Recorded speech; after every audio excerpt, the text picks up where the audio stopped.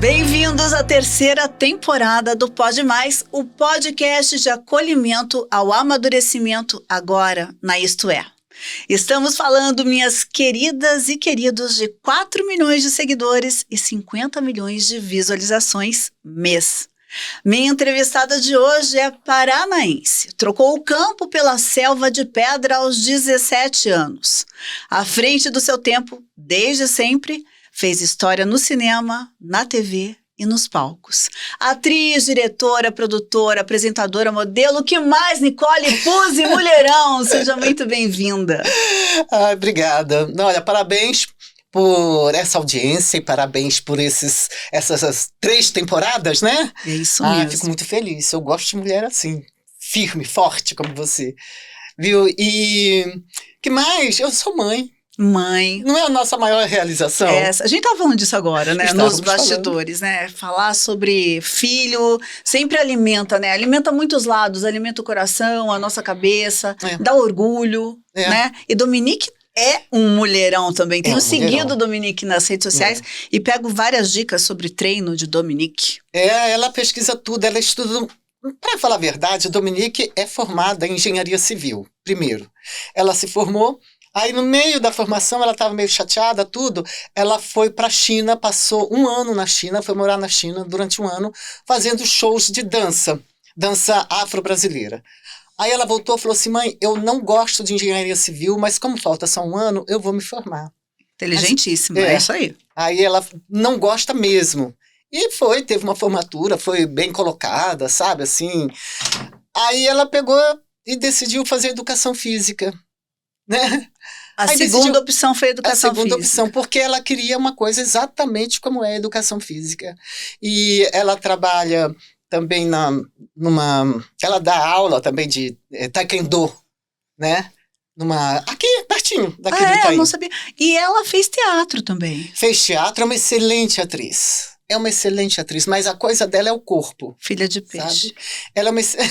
Obrigada. Ela é uma excelente atriz, mas ela gosta mesmo do trabalho dela com o corpo. E acho que tem muito a ver porque Dominique teve anorexia quando tinha 13, 14 anos.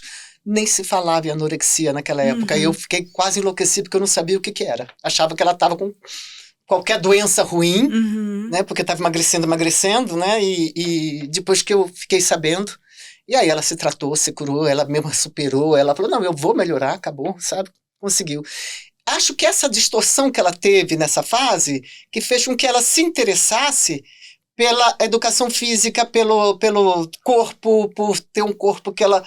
Alimentação, equilíbrio, né? Massa muscular. Exatamente. Eu tenho seguido algumas dicas. Dominique, você é responsável por eu ter voltado essa semana para academia, tá? Queria só te mandar um beijo. Que bom.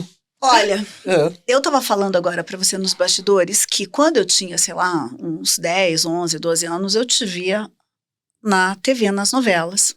E eu te achava um mulherão, né? Uma mulher linda e tal. E tem uma diferença muito grande. Quando você fala de uma menina de 10 anos para a mulher de 25, são 15 anos, tem uma diferença grande. Essa diferença encurta hoje. Eu aos 52 e você, um espetáculo aos 65.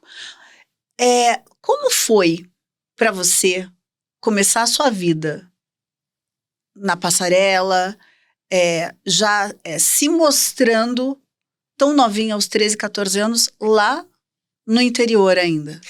Então, foi uma coisa assim que acho que tinha que ser. Depois, muito tempo depois, agora, há uns 3 anos atrás, eu sou meio xamânica, sabe?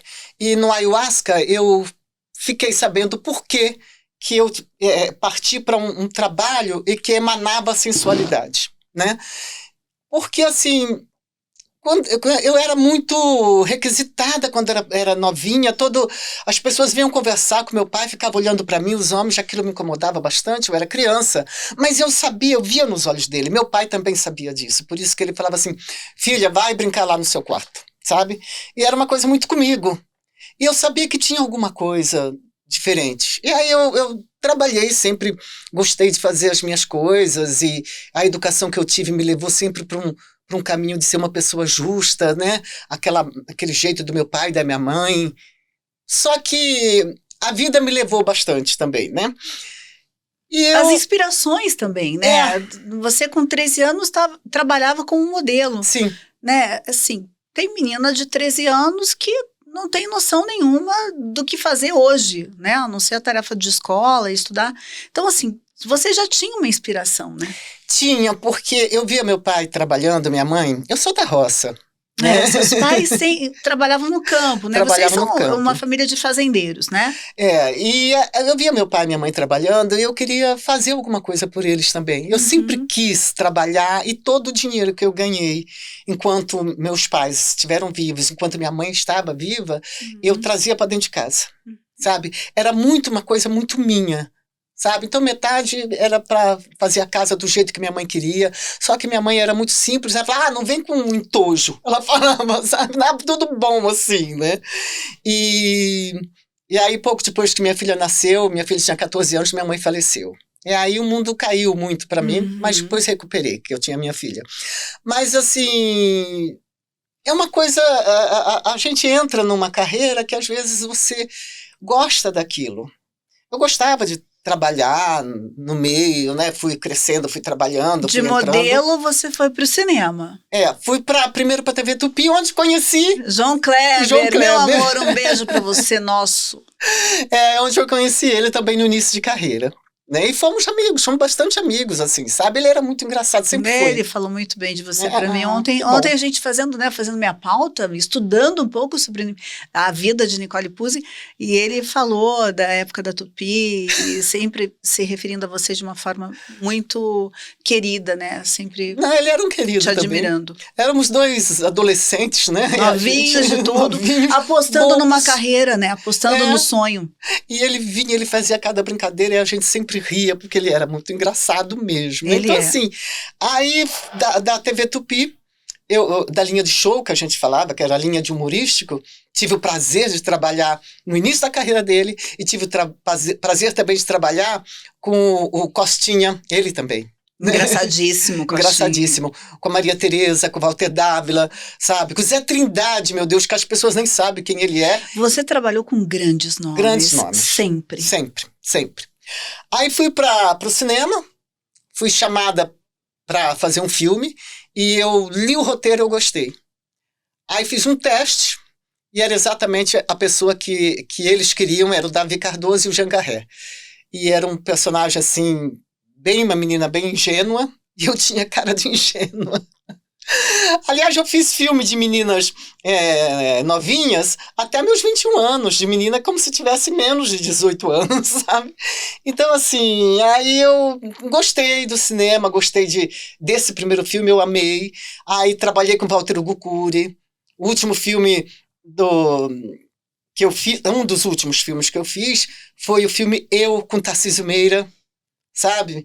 Que foi um prazer, assim, muito grande ter feito esse filme com Tarcísio, né? Fiquei muito amiga dele. Trabalhou com Sônia Braga, com Marcelo Mastroianni. Meu Deus, que coisa. Nossa, lindo. Eu estava grávida.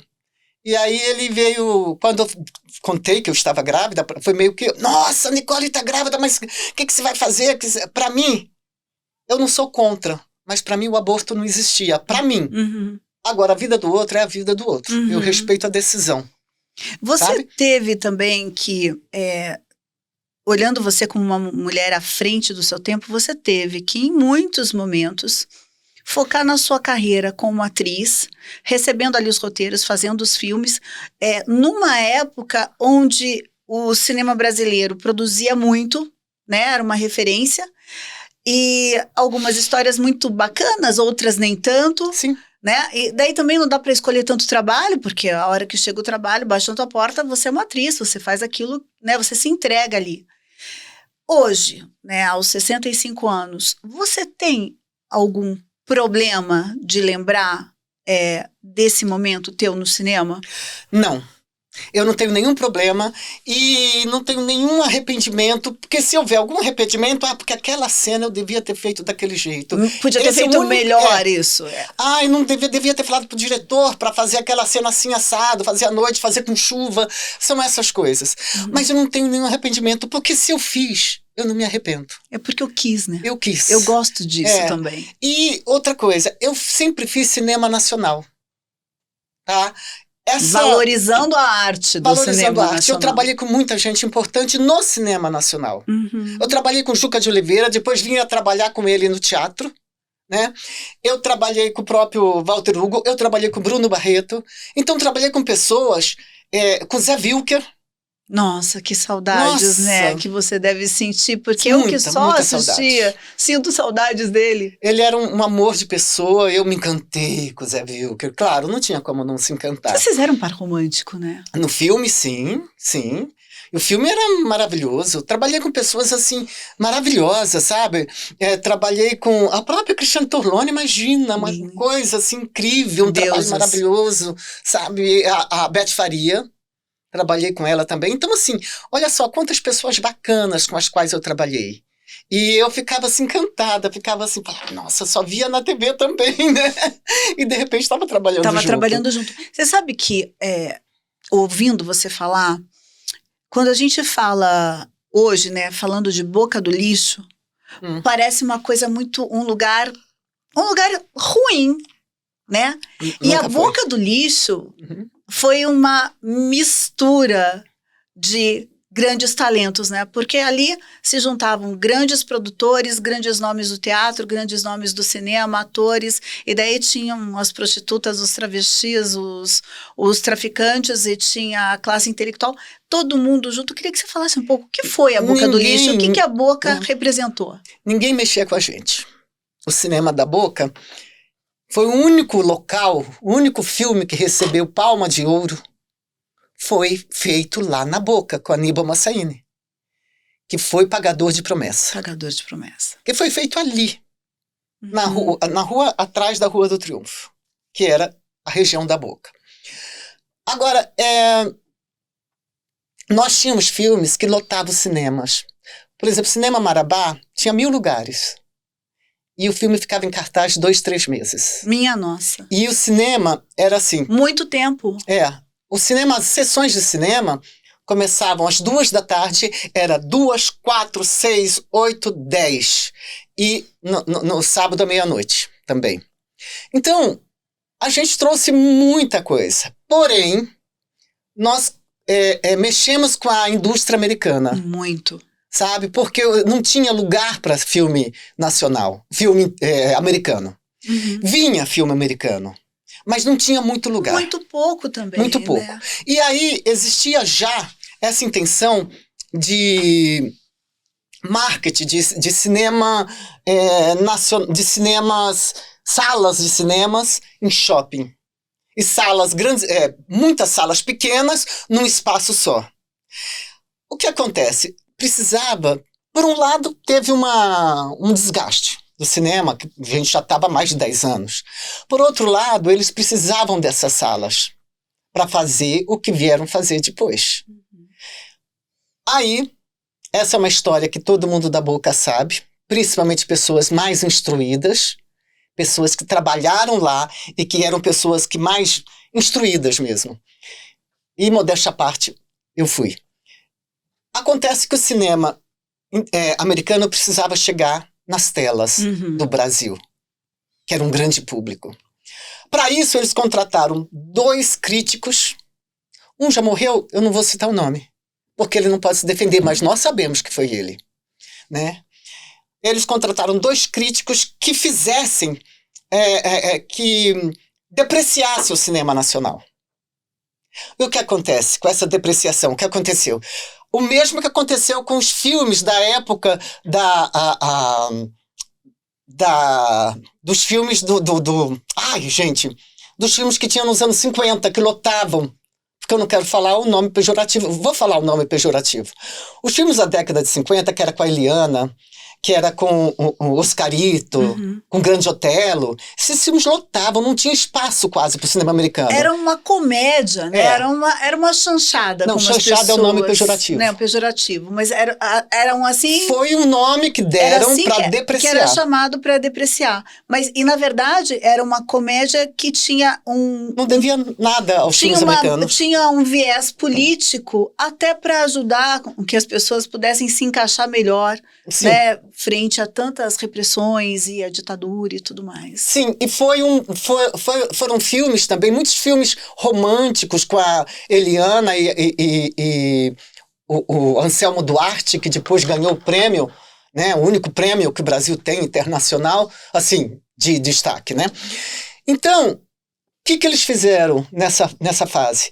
Eles deram o nome de chanchada, porque assim depreciava. Pra ofender, né? Pra depreciava mesmo o filme.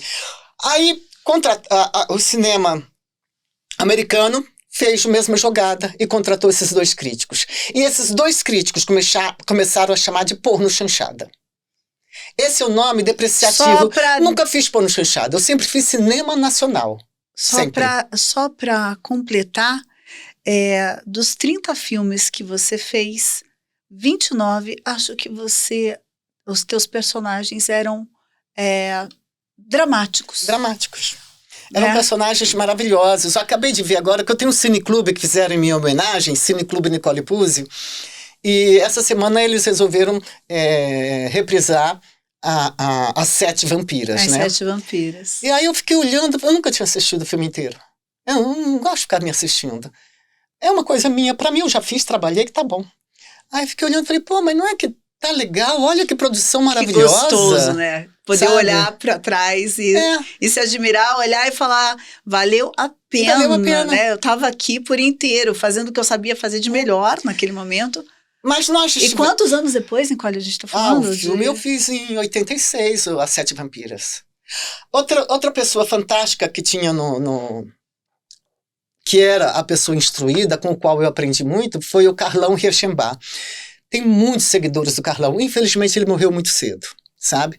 E eu fiz um filme com ele e foi incrível, assim, incrível trabalhar com ele. Era um dos caras mais instruídos que tinha lá na Boca. Outro cara era o Odi Fraga. O Odi, ele colocava na comédia os porões da ditadura, só que disfarçadamente. Disfarçadamente. E eu acho que isso era o que trazia essa inteligência, né? E ele era professor da USP. Ele era professor de mestrado da USP. E ele gostava de ficar lá, porque era um lugar em que a gente se sentia como irmãos. Não tinha... Quando as pessoas pensam, mas devia ser isso, não, tá na cabeça da pessoa o que elas acham. Era um lugar em que a gente não tinha teste de sofá. Não existia. Isso era uma camaradagem entre as pessoas, né? Era puro talento. É o quanto você representa para esse papel, o quanto eu te quero nesse trabalho, o quanto a gente pode lapidar para que o trabalho saia. Né? O criador do cinema marginal, que foi com um filme chamado A Marginal, né, que foi o Oswaldo Candeias, ele não tinha nenhuma instrução, ele tinha talento. Ele não sabia nem escrever direito, ele tinha sido caminhoneiro, mas ele amava tanto a arte, tanto, que ele fez um filme que eu acho que se as pessoas assistirem hoje, tem no YouTube digitalizado, chamado Não Foi Comigo. Em 1967, ele fez um filme que você fala, isso é um filme de arte. Se fosse americano, até hoje falariam a respeito desse filme. A Margem, que é a Marginal, A Margem. A Margem. É um filme maravilhoso, um dos melhores filmes que eu já assisti na minha vida. Então, só que o brasileiro tem esse costume de depreciar. Depois passou essa época e eu hoje tenho muito mais fãs do que eu tinha naquela época. Porque lá naquela época era uma coisa restrita e uma cabeça quadrada. Hoje as mulheres vêm e falam, nossa, aprendi muito com você. Nossa, eu te adoro. Nossa, eu gosto demais de você. Eu acho isso... Realmente isso me satisfaz hoje em dia. A arte desafiava muito as famílias brasileiras, porque a intenção era que as mulheres fizessem um bom casamento, né? Dentro das suas famílias, fizessem um bom casamento. Algumas podiam estudar, nem todas foram incentivadas a estudar, e pouquíssimas eram incentivadas a fazer arte, seja apresentar, cantar. A gente eu ouvia muito a minha avó, a minha mãe falando sobre esse preconceito. E é claro que tudo aquilo que a gente tem um olhar torto, na grande maioria das vezes, ao invés da gente se desdobrar para o encanto, a gente, né, mete ali um preconceito. Por inveja, né? Então, você deve ter passado muito por isso. Assim. Tem uma frase de Nietzsche, que eu sei que você gosta muito, que diz Adoro. que tudo que a gente faz com amor tá além do bem e do mal. Você sempre foi bonita, e eu preciso te fazer essa pergunta. A beleza incomoda? Incomoda os outros, mas eu fui feliz por ser bonita. Agora, se os outros tiveram algum problema por causa disso, tiveram muito, sabe? Problemas porque eu era bonita. Eu sei disso. Hoje em dia, eu saio na rua assim, só com um rímelzinho e coloco um brilho na boca, que é pra não ressecar. Mas assim, eu nunca me incomodei porque eu sempre fui bonita. Eu fazia filmes sem maquiagem. Então, isso incomoda, porque, por exemplo, você é uma pessoa que tá na sua época, você é assim, mas vamos supor, eu falei aqui do João Kleber. Antes eu não falaria se fosse antes. Não falei, não, eu já adoro o João, adoro ele, era, nossa, muito amigo meu. Se você fosse insegura, eu já falava, aham. E nunca tivemos nada. Entendi. É uma coisa que as mulheres eram muito inseguras. Elas eram muito inseguras. E você acha que mudou? Tinha mudado, mas está voltando. Nós estamos regredindo, retroagindo. É impressionante isso, sabe? É impressionante essa coisa, esse retrocesso que nós estamos tendo, que nós tivemos, e que a gente vê que tem pessoas que simplesmente estão botando a inveja de fora. Porque toda vez que você agride alguém, a não ser que a pessoa já te agrediu, mas toda vez que você agride alguém com palavra, aquilo é seu, não é da pessoa agredida. Sabe? Aquilo é seu, totalmente seu. Você fala aquilo que seu coração tá cheio. Eu não digo quando você dá o troco. Aí dá o troco, eu sou de dar o troco, né? Mas uma vez uma senhora, tinha 80 anos, falou assim, eu vi seus filmes. Eu falei, que bacana, né? Achei legal. Isso foi em 82, mais ou menos. Eu falei, que bacana. Por que todos os artistas são putas? Eu falei, por quê, né? É gostoso, né? Você não seria? Você sabe que você seria puta, sabe? Nossa, eu tinha minha mãe, eu morava com a minha mãe, eu tinha meus preceitos, eu tinha uma religião, que hoje não tenho religião nenhuma, eu tinha meus preceitos, eu tinha minhas coisas, porque a minha vida, eu fazia meus filmes, eram meus filmes. Eu fazia novela, era novela, que eu estava trabalhando. Para mim era um trabalho que eu gostava, me divertia, adorava, mas eu era a pessoa de dentro da minha casa. Existiam duas coisas. Uma era a imagem Nicole Puzzi. E você pode ter a imagem que você quiser do artista. A outra sou eu. E eu acho que você sempre cuidou muito bem das duas imagens. A sua imagem como artista, porque você soube aproveitar o momento, e você sempre cuidou muito bem da sua imagem pessoal. Por quê? Porque você é muito transparente. Você tem esse bicho, né? Hoje você está vestida de bicho. Você tem essa coisa, né? De ser uma mulher bonita, atemporal, de ser uma mulher sensual. Mas você é reservada. E você tem até uma timidez a princípio, uma delicadeza no olhar. Não é um olhar de quem se entrega, porque eu falo isso com categorias. As pessoas hoje te conhecem há 5 minutos, estão te chamando de amiga. É amiga pra cá, é amiga pra lá, é amiga, vamos combinar isso, vamos combinar. De repente as pessoas se aproximam, parece que elas se conhecem há uma vida inteira. E vai se decepcionar, porque não dá para ter uma relação de amizade criada em horas, né? A gente precisa de tempo para conhecer as pessoas, para se entregar, para ter uma relação de amizade. E você deixa isso muito claro. Você tem um olhar, uma delicadeza no olhar, mas ao mesmo tempo uma reserva. E isso me fascina. A reserva que eu tenho é muito mais pela outra pessoa do que reservar a minha pessoa. Claro, eu tenho o meu lado, que sou eu mesma, isso eu sei. Não preciso ficar mostrando, isso sou eu, né? Que minha família sabe. Meu pai, minha mãe sabiam muito mais, e minha filha sabe. Mas tem um outro lado que eu aprendi na minha infância, que era, meu pai falava assim, a pessoa nasce conforme Deus quer. Meu pai era muito católico, apostólico, romano. Ele falou assim, se Deus quis que a pessoa nascesse de um jeito ou de outro, isso é um problema entre essa pessoa e Deus. E ele falava isso em relação... Na época tinha muita gente com problemas de paralisia infantil, então você via muita gente com paralisia, mancando, e tinha criança que corria atrás para... fazendo bullying, né? Sim. Bullying é o nome atual, mas para zoar, sabe? Nossa, se meu pai visse isso, ele já dava bronca nos meninos. Ele falava, você tem que respeitar o outro no corpo dele. Porque, ou na loucura dele, ou na cor dele. E aí meu pai veio a conhecer, tempos depois, quando eu mudei para São Paulo, que até então ele era da roça, né? Ele veio a conhecer pessoas homossexuais. Aí ele falava assim, o que tem? Se Deus deixou, eu também deixo. Eu não tenho esse problema. Ele não tinha isso com ele. Para ele, tudo que o ser humano foi criado por Deus. A gente não sabe o motivo. Ele não falava, ele não tinha problemas, ele não tinha... Meu pai era uma pessoa isenta de preconceitos, porque até a avó dele, que vem a ser a minha bisavó, ela era escrava. A avó do meu pai, foi ela quem criou ele. Então, veja bem, ele já cresceu com a minha avó, mãe do meu pai, morreu muito cedo. Ele já cresceu sabendo o que é amor de verdade. O que é amor de verdade, cresceu sabendo a história da minha bisavó, que, aliás, eu estou buscando patrocínio para colocar uma peça em cartaz, que eu prometi para ele que eu ia escrever. E já está pronta? Está pronta. Eu só preciso de leis, né? Que eu falo sobre como foi uma mulher... igual a minha bisavó, que era filha e neta do dono da Casa Grande, que queria fazer um bisneto nela.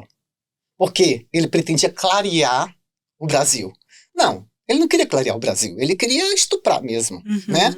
Então eu conto essa história da minha bisavó, não como pessoa que está pegando o lugar de fala das pessoas pretas, de forma alguma. Eu conto como minha bisavó.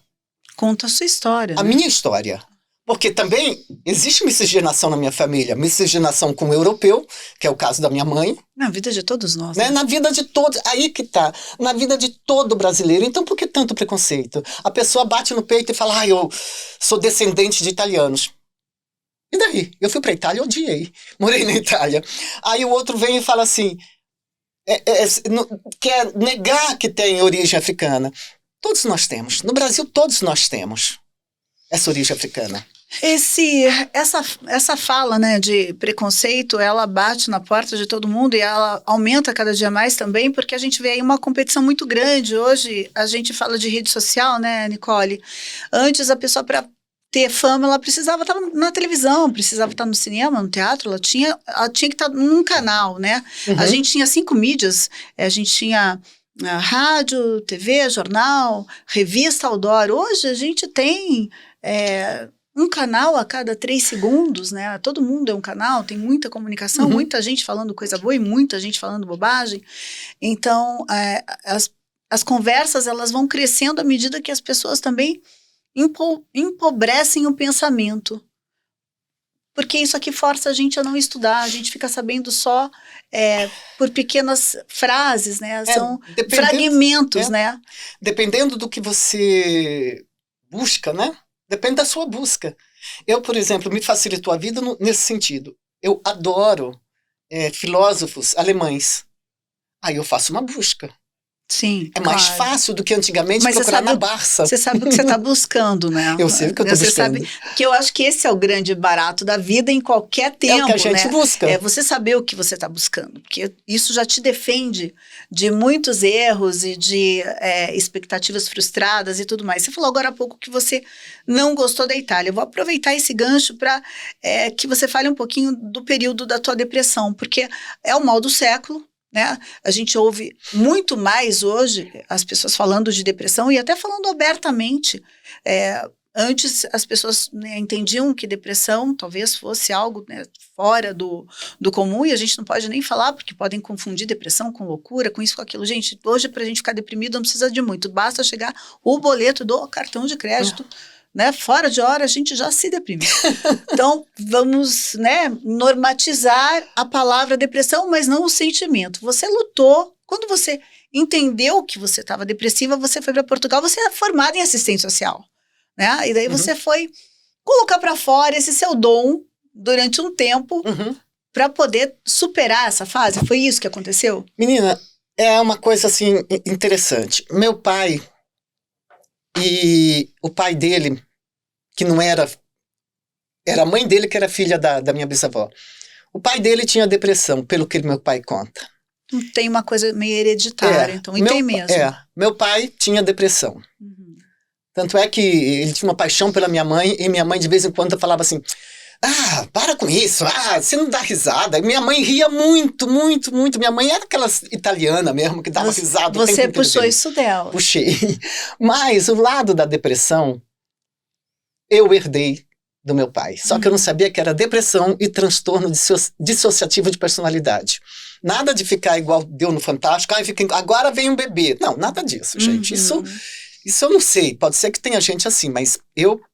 A tua dor foi outra. Tenho esse TDI, que eles chamam, né?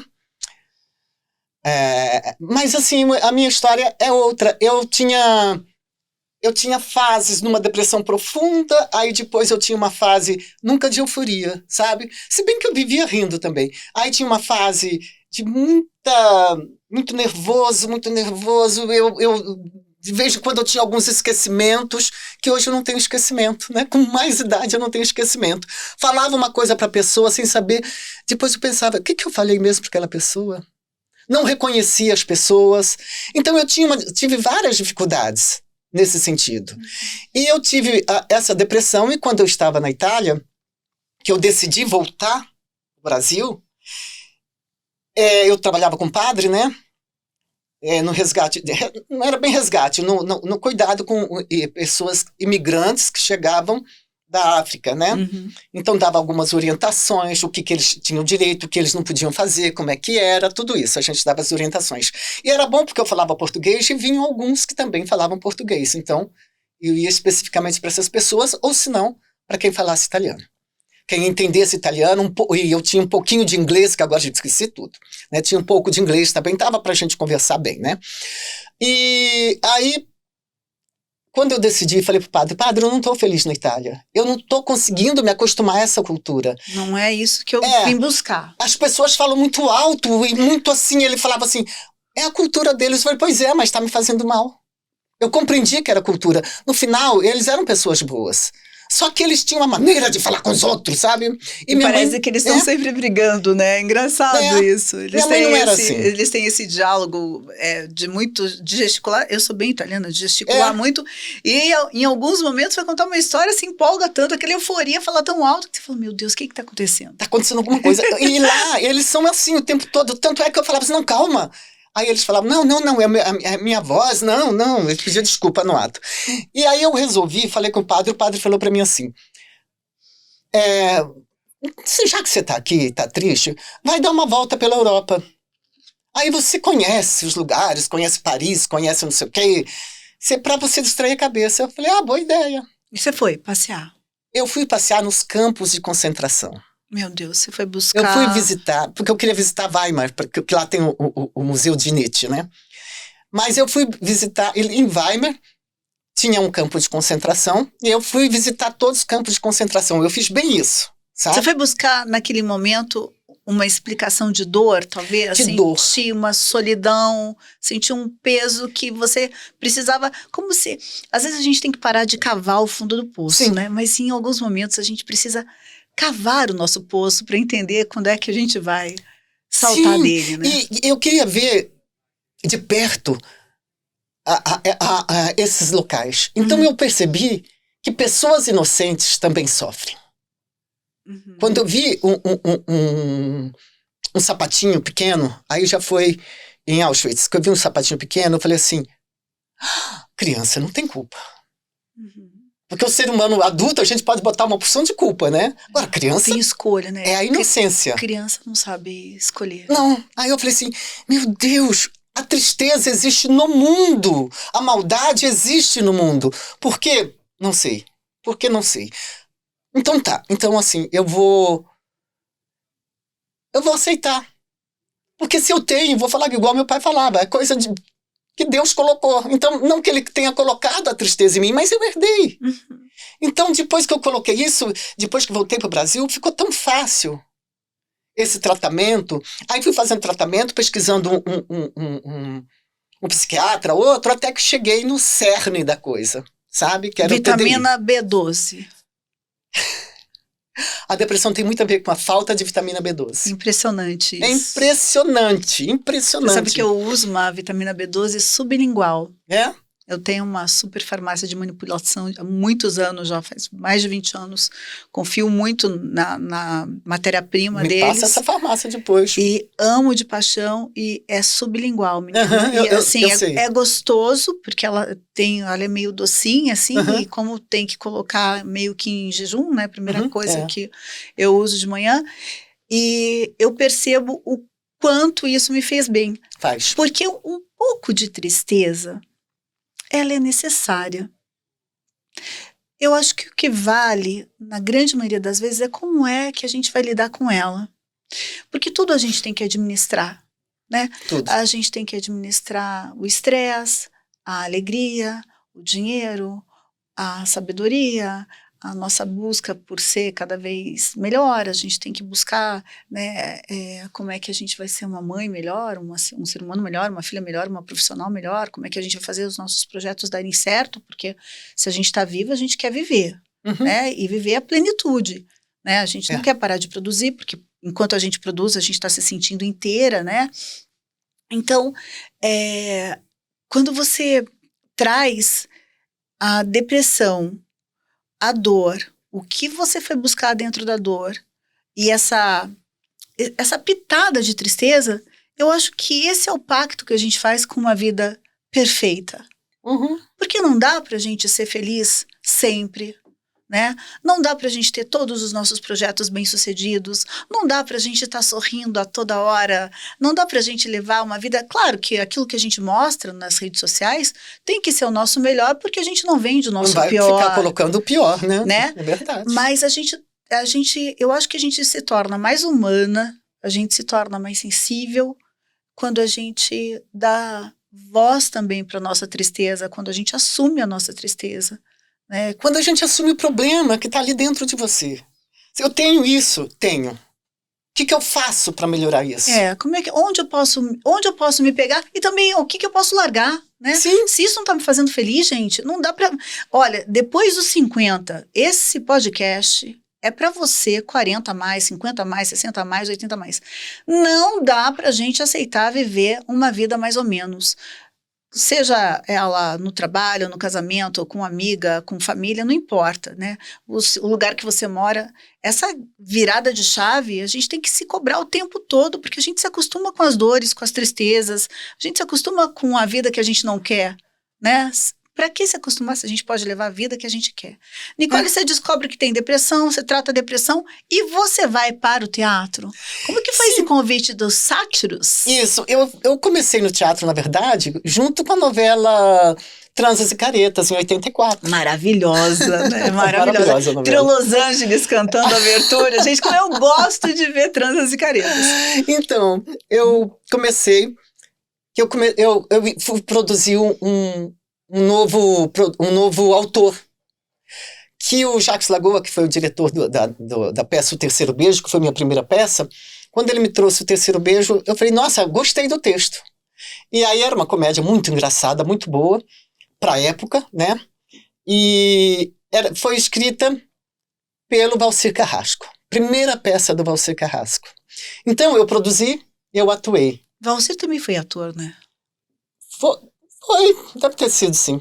Aí eu produzi e atuei, então eu lancei Valcir Carrasco, eu tenho o maior orgulho disso, sabe? Você lançou Valcir Carrasco. Sim. Que coisa maravilhosa, Valcir. Palmas para essa mulher, né, Valcir? Não, o Valcir gosto muito dele. Quando é que você vai chamar a Nicole para fazer uma novela, Valcir? Não precisa não, assim, porque eu lancei, ele não tem obrigação de fazer nada por mim. Não, claro que não. Eu mas penso dessa forma. Ele pode se inspirar nesse podcast maravilhoso, né? Porque são muitos os talentos, deve ser uma pessoa super assediada e lembrar dessa história linda que Nicole está contando. E aí, dessa peça, eu fui trabalhar com Paulo Autran, dirigida pelo José Posse Neto.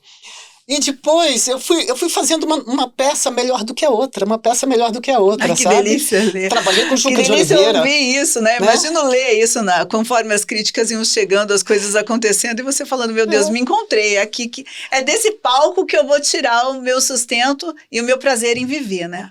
Mas hoje, só para falar um pouquinho de hoje, é o seguinte, estou muito satisfeita com muita coisa.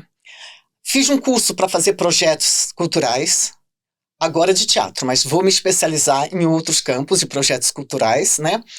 Estou fazendo já um outro curso, estou amando fazer projeto.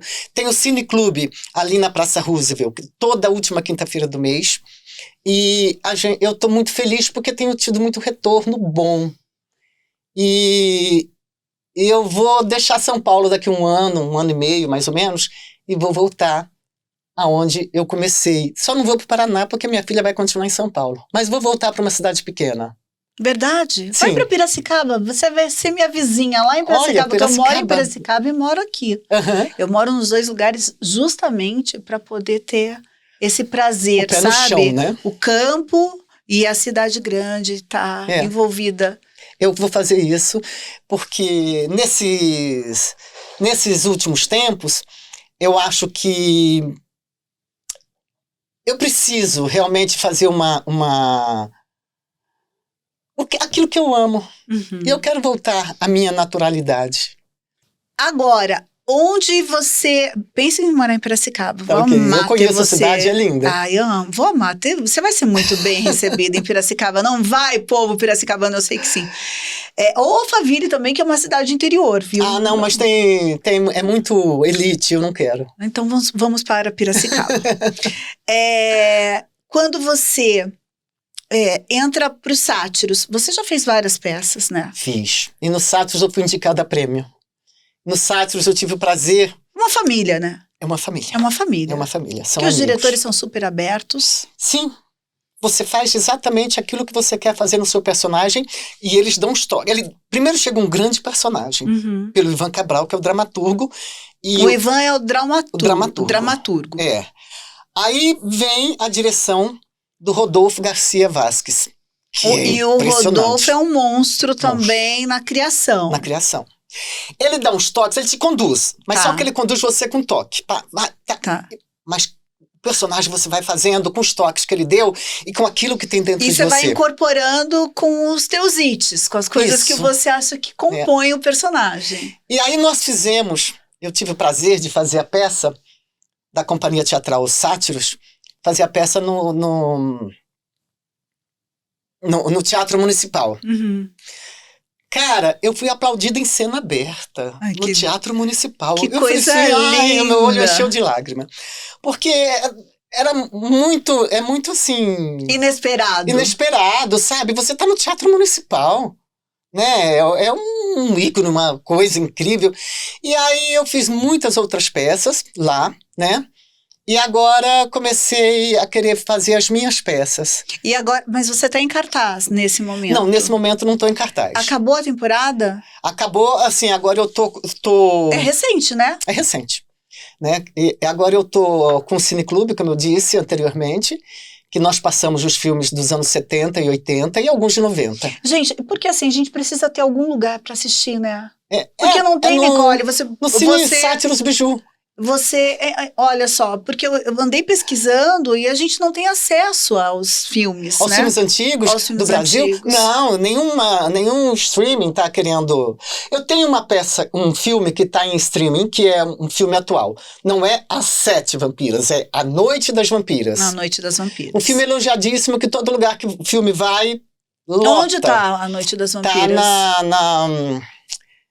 Tá no streaming. Ai, gente, tem a Netflix, não. É o outro. Tem a Amazon, tem Prime Video, então. Tá, assim, arrasando também. A Noite das Vampiras. A Noite das Vampiras. Mas as pessoas que assistem streamings, infelizmente, elas preferem filmes internacionais. Bem, sabe? Eu acho que hoje tá todo mundo dando uma oportunidade para todos os cinemas, porque eu vejo, conversando assim com as amigas, eu vejo, eu assisti uma produção espanhola, eu assisti uma produção italiana, eu assisti uma produção... Então, eu acho que agora está todo mundo dando mais oportunidade. Crescer, como os filmes coreanos, né? Eu adoro filme coreano. Minha mãe também, minha mãe é fã, ela fala, assiste até de madrugada. Gente, se eu pegasse o coreanozinho daquele quando era nova... Não, são bonitos, né? São lindos. São muito bonitos. A Coreia do Sul tem sido, assim, uma paixão para mim. Então, eu acho que agora a possibilidade do streaming só veio para somar no conhecimento. Mas tem muito filme, gente. Eu não sei quem é que cuida disso, mas tem muito filme que a gente gostaria de ter acesso, porque você vai procurar no YouTube e você não acha nem um pedacinho. Tem muitos filmes pra gente assistir que fizeram parte de uma época tão rica do cinema brasileiro, que era só o cinema brasileiro produzindo. E olha, um filme pra ficar 3 meses, né, em cartaz. 3 meses em cartaz num teatro de 1000 lugares. Ruim não era. Não era. A gente tá levando só filmes, só grandes filmes. Esses dias a gente levou... Esses tempos atrás, a gente levou lá no Cineclube Nicole Puzzi, nós levamos a Joelma, 23º Andar. Nossa. Lotou que a gente vai ter que repetir esse filme. Eu imagino. Sabe? Então é um filme que você vê que foi feito em 77 e que tem umas coisas que você fala, como é que eles fizeram isso? Porque não tinha recurso. E o filme foi feito assim, na correria, que eu lembro da filmagem, não participei do filme, mas eu lembro da filmagem. E o filme de 77, assim... foi aplaudido ao final, por pessoas que queriam assistir esse filme. E nós vamos, no ano que vem, a gente deve... daqui a uns tempos a gente deve repetir esse filme, né? Como A Noite das Vampiras, quando nós exibimos no Cineclube, voltou gente. Dá uma oportunidade também para as pessoas entenderem, né? Principalmente numa geração, as gerações... mais novinhas, mais novas, Tem muito 30, filme 20, bom.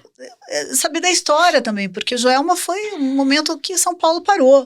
Né? Então tem muita coisa para saber. O que eu quero saber é que deve ser inegável isso, quando você se olha no espelho com essa franja, com essa cara natural, esse olho amarelado que brilha, esse sorriso. Vejo aí marcas de expressão que só fazem parte, né, de uma história leve, porque eu te enxergo assim. Você cuida desse amadurecimento? Conta todo o segredo, porque aqui a gente gosta de ouvir os segredos de beleza das mulheres maravilhosas. Vou te contar uma coisa. Minha vida não foi fácil.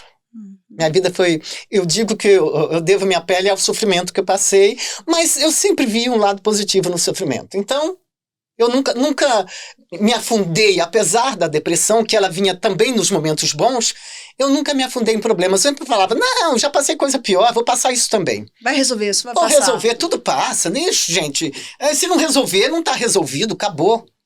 Se vier me cobrar e eu não tiver dinheiro, não vou pagar. Sabe, a minha cabeça era essa. Sempre foi assim. Graças a Deus não devo para ninguém. Né? Não devo nada que eu estou dizendo financeiramente, que eu devo tenho muita gratidão pelos amigos que eu tenho, que é uma turma minha. Não, eu falo a verdade para você, eu não tenho, você pode passar a mão no meu rosto, eu não tenho nem creme no rosto hoje. Não? Não, eu só passei uma coisa no meu olho, que meu olho é muito pequenininho.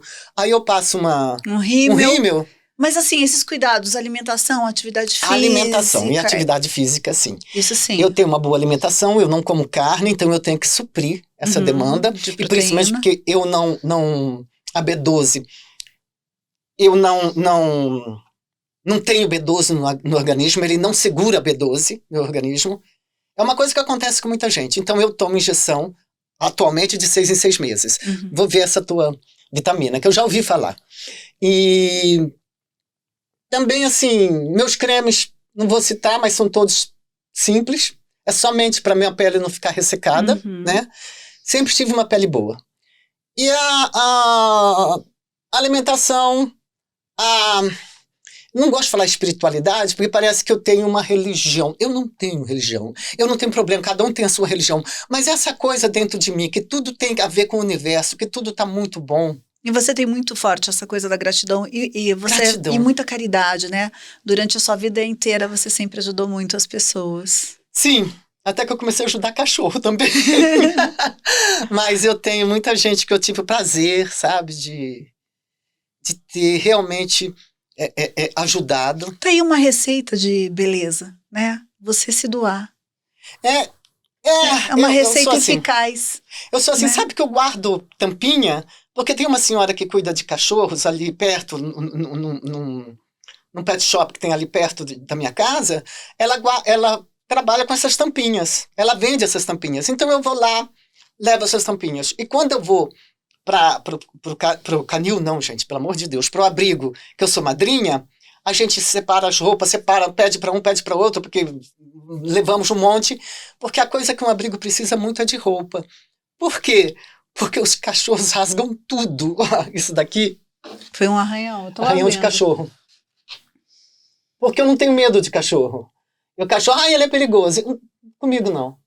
E aí o que aconteceu? Ele veio e me arranhou. Essa domadora de gente, dos cães também. E eu aprendi muito o amor incondicional com os cachorros. Porque eles amam a gente, independente da nossa posição financeira, independente da gente estar triste ou estar alegre. E você é cachorreira, né? Você tem quantos em casa? Eu agora tenho 4 só. Nós também somos, viu? A gente tem 3 cachorros e 3 gatos. E assim, só não tenho mais porque eu moro num condomínio e os vizinhos não gostam muito dos cachorros. Eu já tive 9 dentro de casa. É muito maravilhoso, né? Você falou tudo sobre um amor incondicional. E o quanto, né, as cidades precisam de ajuda, porque tem as pessoas que acolhem a causa, mas é muita ração, gente. Não tem como... Precisa ajudar, né?